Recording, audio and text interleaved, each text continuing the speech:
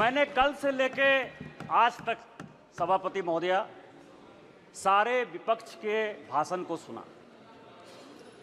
सारे विपक्ष के भाषण में असत्य, गुमराह करने वाले तथ्य, निराशावादी, डर और डर की जो पराकाष्ठा हो सकती है कि डर के आगे कुछ नहीं है, हम कभी जीत नहीं सकते, उस तरह के भाषण को देखा। यहां विपक्ष के नेता ने भाषण दिया, सभापति महोदया, मैं वो नहीं हूं जो मैं दिखता हूं वो मैं नहीं हूं। पिछले बार मैंने कहा था कि यहां प्रेत आकर भाषण देके चला गया। इस बार जो मुझे लगा उनके भाषण से कि एक फिल्म हमने देखी थी मिस्टर इंडिया, अनिल कपूर जो है किसी को दिखते नहीं है, फिर दिख जाते हैं। यदि लाल जो है कहीं दिखाई देगा तो वो मिस्टर इंडिया के अनिल कपूर हैं, जो दिखते हैं वो नहीं दिखते हैं, जो दिखते हैं वो नहीं दिखते। विपक्ष का क्या डर है सभापति महोदया, ये आप समझिए। गॉस्पेल ट्रुथ के आधार पर असत्य को सत्य बनाने की कोशिश कर रहे हैं। पूरा विपक्ष जो मुस्लिम की राजनीति करता रहा, आज हिंदू हिंदू चिल्ला रहा है। जिस लोकसभा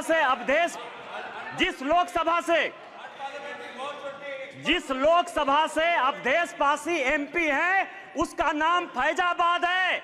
किसी ने फैजाबाद नहीं कहा, सबने अयोध्या कहा। यही भारतीय जनता पार्टी की जीत है, यही मोदी की जीत है। और मैं प्रधानमंत्री जी को बधाई देना चाहता हूं, धन्यवाद देना चाहता हूं। रामायण की एक चौपाई है कि राम रमापति करधन लेहु, खैंचत चाप मिटई संदेहु। उन्होंने पूरे देश को यह मैसेज दे दिया कि यह देश हिंदू है, हिंदू राष्ट्र है और मुसलमान के नाम पर कोई राजनीति नहीं हो सकती है। फैजाबाद का नाम अपोजिशन के किसी आदमी ने नहीं लिया। क्या सत्य है? इन्होंने कहा हमारे ऊपर ईडी आ गई, हमारे ऊपर सीबीआई आ गई, हम किसी से नहीं डरते।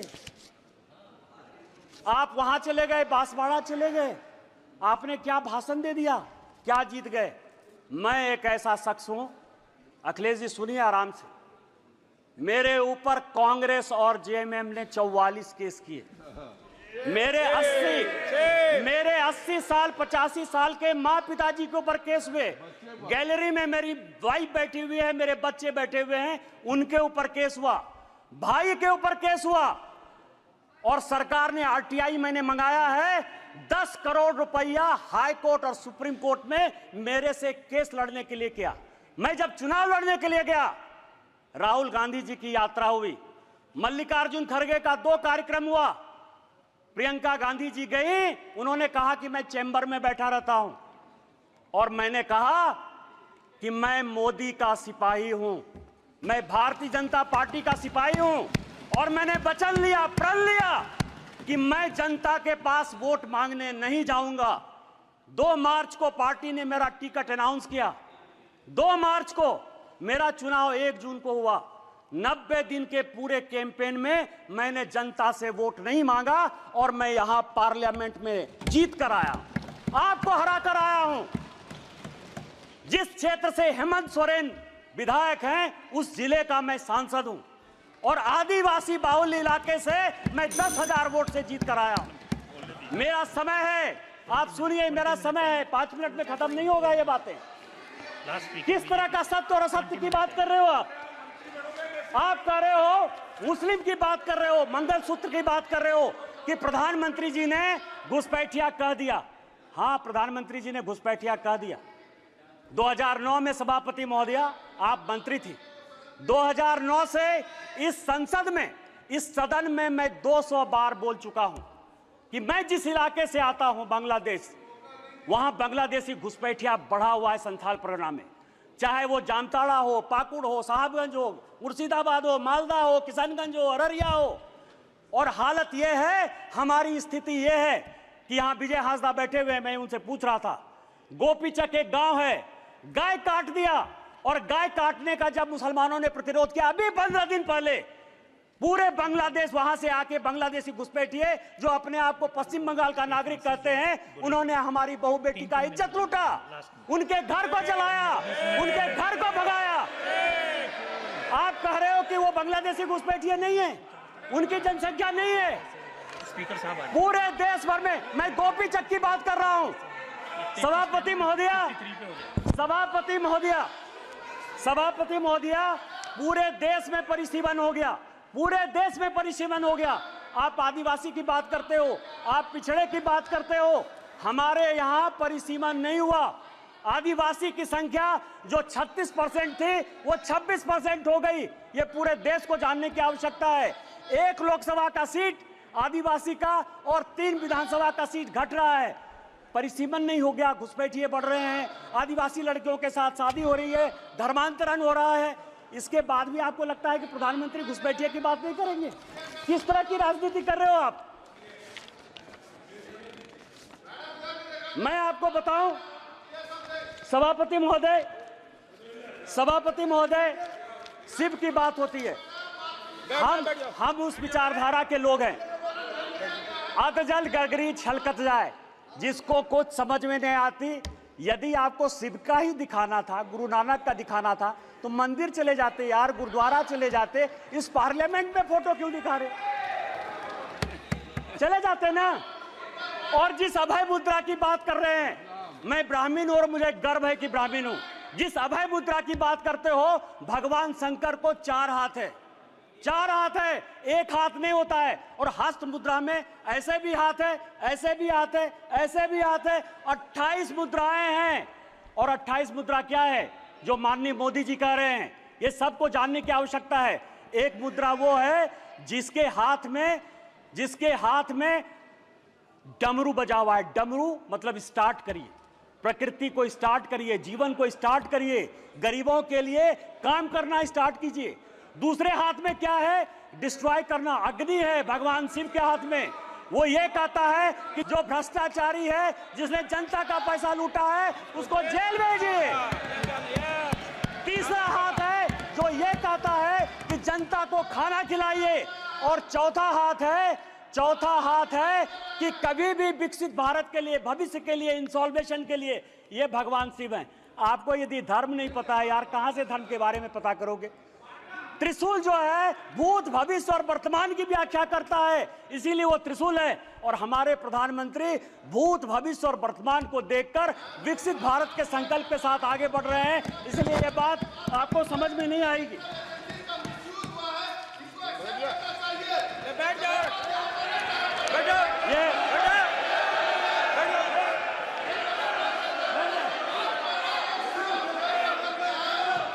ये सभापति महोदया, ये संविधान की बात करती हैं। अभी मैंने कहा मिसा जी, मैं आपके बारे में बोला, उन्होंने कहा कि मैं बोलूंगा। मिसा भारती जब पैदा हुई तो जेल में थे। मेरे गुरु गोविंदाचार्य उस वक्त वो भी जेल में थे, राम बहादुर राय भी जेल में थे। और लालू जी को राम बहादुर राय ने सजेस्ट किया कि अपनी बेटी का नाम मिसा रख दो, इसीलिए उनका नाम मिसा भारती। जिस किताब का विमोचन राहुल गांधी ने किया, MK स्टालिन की आत्मकथा का, उसमें सबसे बढ़िया टॉपिक क्या है सभापति महोदया पता है? कि इमरजेंसी में जो है मेरे पिताजी ने पुलिस को हैंडओवर कर दिया। और यहां बैठे हुए हैं अखिलेश यादव जी, इनके पिताजी के साथ मुझे काम करने का मौका मिला। और बड़े आदमी थे, इतने बड़े आदमी थे कि वो हमेशा कहते थे कि मैं तुम्हारा भाषण सुनता हूं। उन्होंने मुझे इमरजेंसी की कहानी सुनाई कि जिस दिन इमरजेंसी गए तो उनकी वाइफ के पास जो है खाना खिलाने के लिए अपने परिवार के पास नहीं था। आप संविधान की बात करते हो, आपने कहा राज्य डिवीजन कर लिया। आपको पता है कि क्या हुआ? 7वां संशोधन 1956 में जब नेहरू ने किया तो उन्होंने कहा संविधान की आत्मा, आपने भी नरेंद्र मोदी कहा, इसलिए मैं नेहरू कर रहा हूं। मैं जानता था कि आप अटैक करो। Please address the chair. सभापति महोदया, 7वां संशोधन यह किया कि राज्य को कोई अधिकार नहीं होगा अपना बाउंड्री चुनने का। और यही कारण है कि 7वें संशोधन के बाद 14 राज्य और 6 यूनियन टेरिटरी बन गए। आप संविधान की बात करते हो, आप कहते हो संविधान बचाने की बात करते हो। संविधान की प्रस्तावना स्वर्ण सिंह कमेटी के बाद जब इमरजेंसी में सारे बड़े नेता, चाहे वो लालू प्रसाद जी हो, मुलायम सिंह यादव हो, करुणानिधि जी हो, अडवाणी जी हो, अटल जी हो, हेमवती नंदन बहुगुणा हो, कांग्रेस के चंद्रशेखर जी हो, बाबू जगजीवन राम हो, जब सारे जयप्रकाश नारायण, मैं MP की बात कर रहा हूं, ये सारे लोग जब जेल में बंद थे तो स्वर्ण सिंह कमेटी बनाई 1976 में। 42वां संशोधन हुआ। उस 42वें संशोधन ने हमारे धर्म परायण देश को, हम धार्मिक हैं, हम हिंदू हैं, बिट्टू यहां बैठा हुआ सिख है, बुद्धिस्ट हैं, रिजू जी उन्होंने कहा कि हम बुद्धिस्ट हैं, यहां ओवैसी बैठे हुए, इस्लाम उनके लिए गर्व का विषय है। आपने हमारे देश को धर्मनिरपेक्ष कर दिया, रातों रात बदल दिया। आपने उसमें इंटीग्रिटी शब्द जोड़ दिया। पूरा देश जो है ईमानदार है, इसी कारण ईमानदारी से चलता है। आपने ईमानदार जोड़ दिया और आपने उसमें सोशलिस्ट जोड़ दिया। अरे कैसे सोशलिस्ट हो सकते हैं हम यार? कोई कम्युनिस्ट हो सकता है, कोई कैपिटलिस्ट हो सकता है, तुमने जो है सोशलिस्ट पूरे प्रेम्बल को बदल दिया और आप संविधान बनाने की बात करते हो। उन्होंने कहा कि जो हम कानून बनाएंगे, जो फंडामेंटल राइट हुए थे, जो हमने हमारे फोर फादर्स ने जो फंडामेंटल राइट्स दिए थे, उसके साथ आपने फंडामेंटल ड्यूटीज एक अलग शब्द जोड़ दिया। आप संविधान बनाने की बात करते हो। पूरा का पूरा 42वां संशोधन, उन्होंने कहा कि जो संविधान कानून बनाएगा, क्योंकि इंदिरा गांधी की सदस्यता खत्म हो गई थी, उन्होंने कहा कि हम फिर से रिइंस्टेट होकर देश के प्रधानमंत्री बन जाएंगे।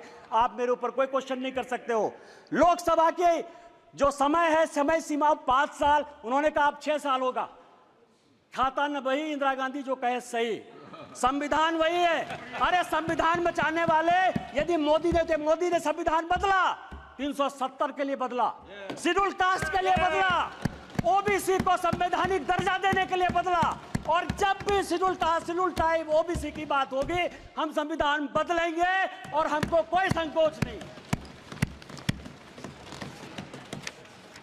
सवाल ये आर्य और अनार्य की बात करते हैं, ऋषि मुनि की बात करते हैं। राजा साहब, आप हमारे मित्र हो। मैं एक ऐसा आदमी था जो तिहाड़ में आपसे मिलने के लिए गया, कांग्रेस ने आपको जेल भेजा।